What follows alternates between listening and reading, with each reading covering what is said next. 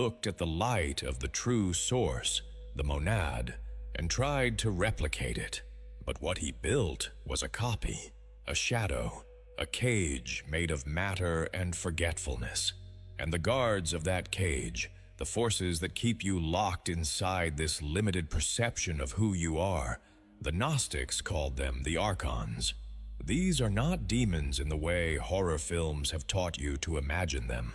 Archons are not creatures lurking in shadows waiting to possess you. They are patterns.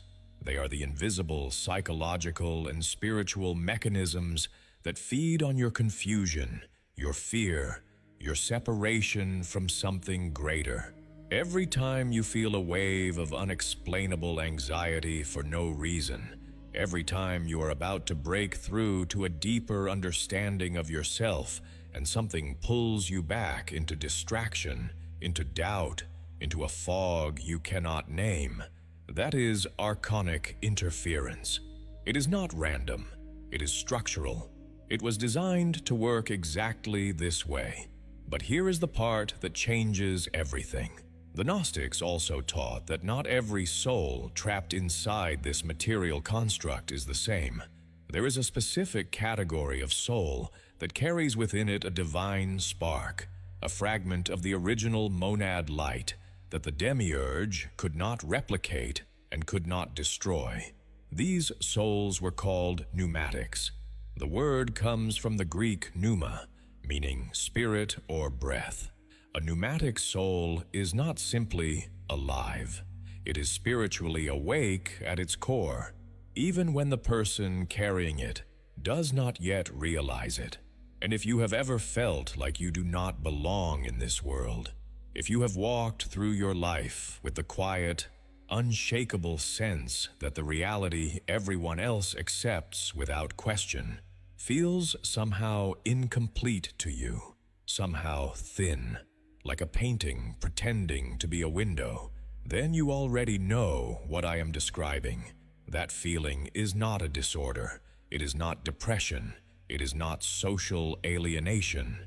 It is not something that needs to be medicated away or explained into submission. That feeling is your pneumatic signature activating. It is the fragment of monad light inside you, recognizing that it is surrounded by a construct that was never its true home. Jesus knew this. Not the sanitized, institutional Jesus who has been reduced to greeting card quotes and Sunday morning routines. The Jesus who spoke in private to those who had the capacity to hear what the public crowds could not receive. In the Gospel of Thomas, which was among the texts discovered at Nag Hammadi, Jesus says something that the Orthodox tradition has never been able to comfortably explain. He says that the kingdom is inside you and it is outside you.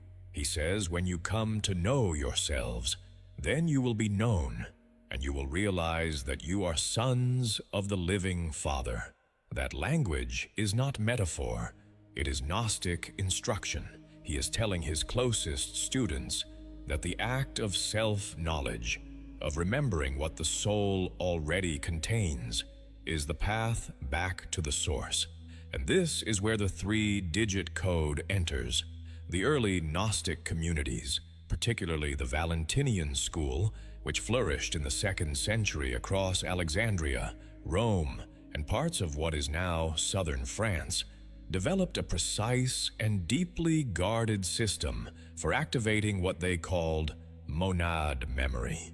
This was not meditation in the way modern wellness culture uses the word. This was not sitting quietly and hoping to feel calm. This was not an app on your phone telling you to breathe. This was a structured, intentional process of reversing the forgetting that the archonic system depends on to keep you contained. At the center of that process was a numeric sequence, 3 digits. Each digit corresponded to a specific layer of spiritual reality as the Gnostics mapped it. The first digit represented the hylic layer, the material world of flesh and gravity and time. The second digit represented the psychic layer, the realm of mind, emotion, an ordinary human consciousness, and the third digit represents